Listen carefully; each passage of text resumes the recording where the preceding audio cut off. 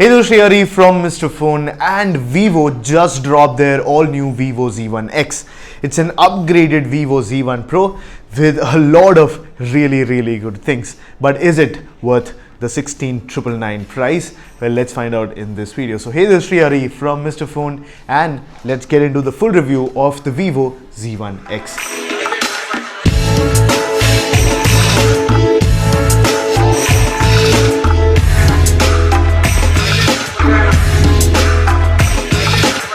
Of course, before we jump in, if you haven't subscribed to the Mr. Phone channel, please do that, and also hit the bell icon right next to it so that you get notified when we put out a brand new video.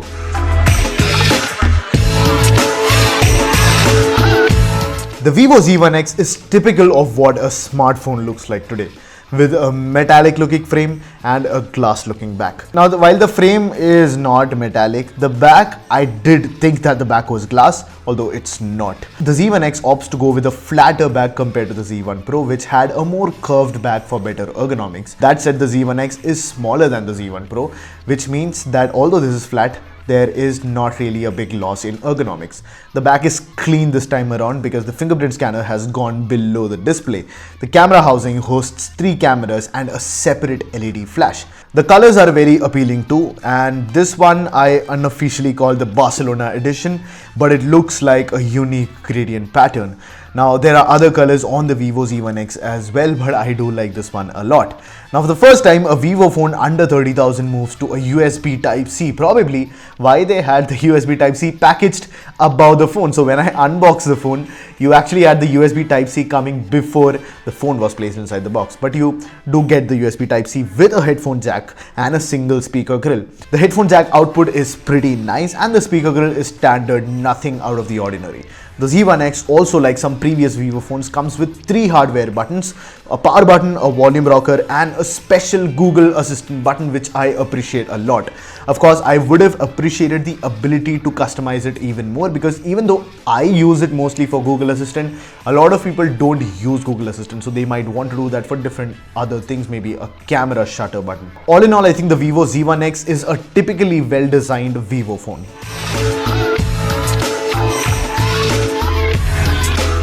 The Vivo Z1X moves from a punch-hole LCD panel to a water drop notch on an AMOLED display, and this is the second big change that I absolutely support. The AMOLED display just handles that contrast ratio like a madman, and the colors that come out are punchy and lifelike. Now, the Full HD Plus resolution also makes it plenty crisp.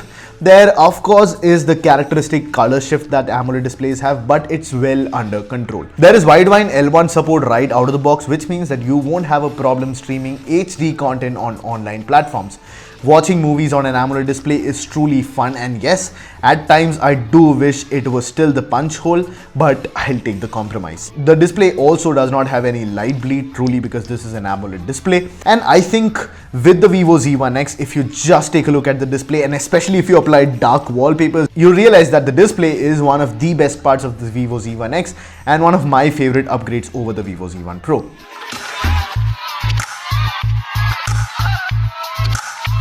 Now, moving to software, you have the Vivo Z1X running FunTouch OS built on top of Android 9 Pie. Now, while most other smartphones are waiting for Android Q to implement dark mode, Vivo has already done it, and it does look pretty good. Primarily because this is system-wide dark mode, which means that it's not just the notification panel or the quick settings panel, but also the display where even you go to the settings page or any other page, even third-party apps like Instagram, Facebook, WhatsApp all have become dark. Now, the thing that I don't necessarily like with the dark mode is that I don't have the option to choose which apps apply dark mode on. Because while I like how the entire UI looks, I do not like how Instagram, Facebook or WhatsApp look with dark mode on, which means that I eventually end up not using the dark mode at all on this phone. Apart from that though, FunTouch OS has come a long way in enhancing user experience, and while it's no Oxygen OS, there are a few cool things.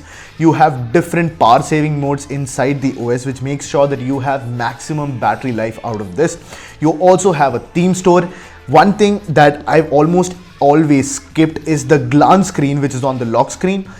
You can actually change the wallpaper, so every time you unlock the phone you'll have a different photo. These are high resolution photos first of all, but these are not just photos. So basically, if you see this shot right now, you'll see that there were pictures that were from Teachers Day, that were Teachers Day theme. So whenever there's something going on, the pictures that come on your lock screen do look pretty nice. And these are, as I said, not just pictures, not even just theme based, but these are articles as well. So if you look at the bottom of that lock screen, you'll see that there are small little quotes or small little phrases from articles, and these are links to articles which vary to different regions. So what you can do is you can go into the settings of this lock screen and even choose what are the topics that you like and you like to read about, which means that if I only choose technology or lifestyle, then I'll only get pictures and articles linking to tech or lifestyle. There is certainly bloatware on the phone. There are apps that you might use like WhatsApp and Instagram and Facebook, but then there are apps that you might never use. It's just something that you'll have to live with, but I don't think they'll be a big problem when you start using the device. This also supports Project Treble, although it does not support seamless updates. You do get a skin on top, and the history of updates with FunTouch OS is not extremely good, but is not bad at all. They do provide updates, and they've done very well with previous phones with the camera apps, any bugs that happen. So I think you should have a good enough experience with the FunTouch OS on the Vivo Z1x.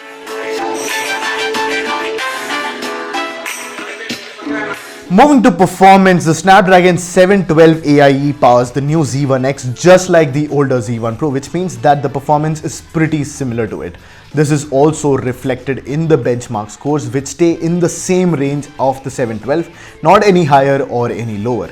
Playing PUBG or PES Mobile is super fun, especially with this AMOLED display, which gives me those deep blacks when I'm playing those night scenes in PUBG, and it also gives me those punchy colors on the field with the players and all when I'm playing PES Mobile.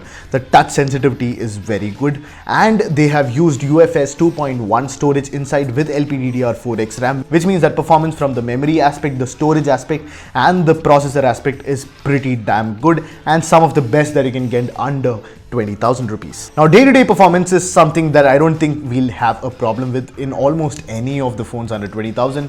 We have processors like Snapdragon 712, 710, 675, 660, all of them being quite powerful, and with everyday usage, you literally should not have a single problem.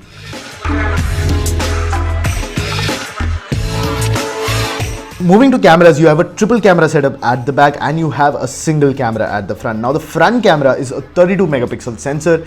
It's the Samsung sensor, and at the back the main camera is now a 48 megapixel sensor. It's not the Sony IMX586, it's the Sony IMX582, and the only difference between these two sensors is that the 582 cannot shoot 4K at 60 FPS. That said, I don't think that's going to be a problem here because the Snapdragon 712 inherently is not able to shoot 4K at 60 FPS. Now the sensors on the Z1X are actually pretty damn good. You also have another wide angle sensor and a bokeh sensor for depth effect. Now talking about those pictures, just take a look at these pictures. Vivo has been working very damn hard on all their camera algorithms, so have a lot of other companies as well, but Vivo has been doing a phenomenal job both with the pictures that come out and also with the camera experience, and the pictures truly speak lengths about it, because if you look at these pictures, the contrast ratios, the colors, the details, everything is right there. You have so many features inside the Vivo camera app, like portrait modes, different type of portrait modes if you want. You have the ability to switch to wide angle camera. You can shoot video through wide angle camera. You have stabilization in the footage. There's almost nothing else that you can ask for in this price range.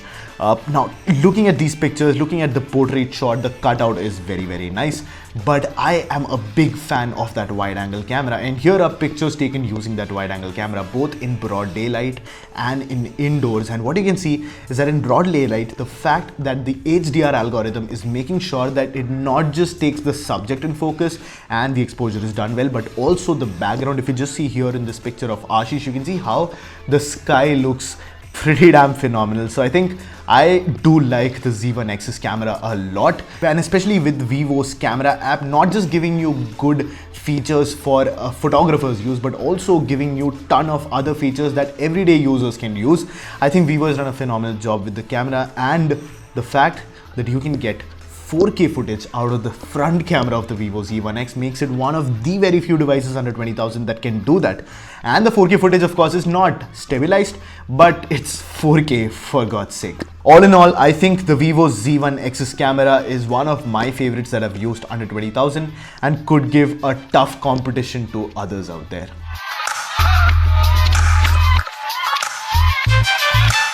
The Z1X goes with a smaller 4500 mAh battery this time around compared to a 5000 mAh battery in the Z1 Pro. Now, is that drop too bad? Not really, because while you get a smaller battery, you also get a smaller display, and it's also AMOLED, which means with dark mode on and a darker wallpaper, you'll end up saving battery life a lot. I experienced equally good, if not better, battery life compared to the Z1 Pro.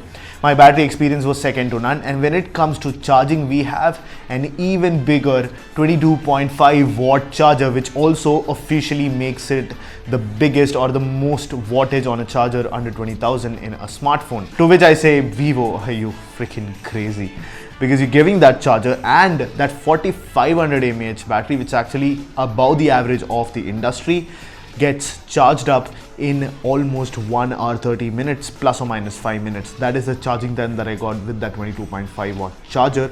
Vivo's dual engine charging is something that I've loved for a long time, and the Z1X's battery performance is a tough one to beat. Now we come to an end of this video, and the Vivo Z1X is an absolutely phenomenal package. It's an all-rounder. You get that gorgeous design, which is also comfortable in the hand. You have a triple camera setup at the back. You have the AMOLED display up front, which also gives you those inky blacks.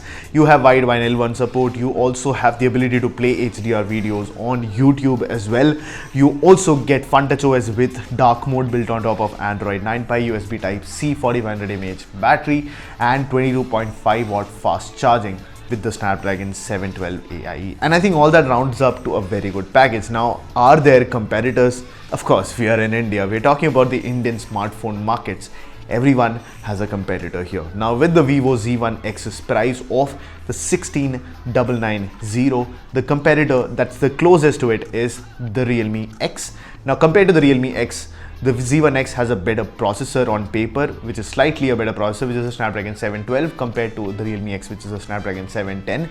It also has more cameras technically. Which one is better is something that we'll have to test out in a camera comparison. Let us know if you want to see that. But what I can say is that both of them are very, very good cameras. The Z1X has an edge because it also has a wide angle camera. Now we move to the display, and this is where the Realme X maybe takes the cake because it has a full screen AMOLED display, which only very few phones under 20,000 have. It has a pop-up camera for selfie though.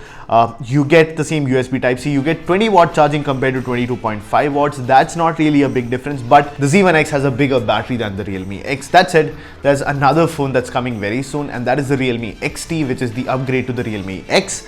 And when compared to the Realme XT, this is a very, very similar device because the Realme XT is rumored to have an AMOLED display just like this one with a small notch just like this one. It has a Snapdragon 712 just like this one. You also have USB Type-C, 20 watt charging, I'm guessing with the XT. Very close to this one again. Of course, you get different experience with the software, but you get a quad camera setup on the Realme XT, with the main camera being a 64 megapixel sensor, which also will make the XT one of the very first devices in the market to come with a 64 megapixel sensor. So there is a difference. So what I'd suggest compared to the Realme XT, if you really like the sound of it, is that you can wait around till the launch of the Realme XT, which is also very soon. And once you have that, you'll have context on which one you like. We'll also do a comparison for you guys, of course. Apart from that, I think not really a competitor, but another choice is the Vivo Z1 Pro, the brand's own device, which has pretty much similar specs. So you'll have the same kind of performance from it. It has a bigger display, but that's an LCD display with a punch hole. You have a bigger battery, but the battery life will be very similar. But I think the cameras on the Vivo Z1X are really something that's worth that price upgrade.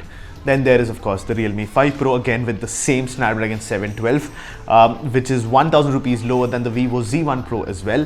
Again, LCD display, not an AMOLED display. Quad cameras with a 48 megapixel sensor. That said, it's not really a competitor, but another choice at a slightly lower price. But I still think the Vivo Z1X is a complete package. And for someone looking to buy a phone under 20,000 right now, the Z1X is one of the best devices that you can buy. And with that, I leave you to it.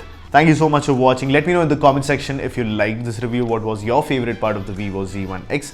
If you didn't like something, let us know in the comment section below. What phones do you want us to compare to the Z1X? Please let us know in the comment section below. We are here for you, and let us know that. But thank you so much for watching. This is Sreehari from Mr. Phone, and I'll catch you in the next one.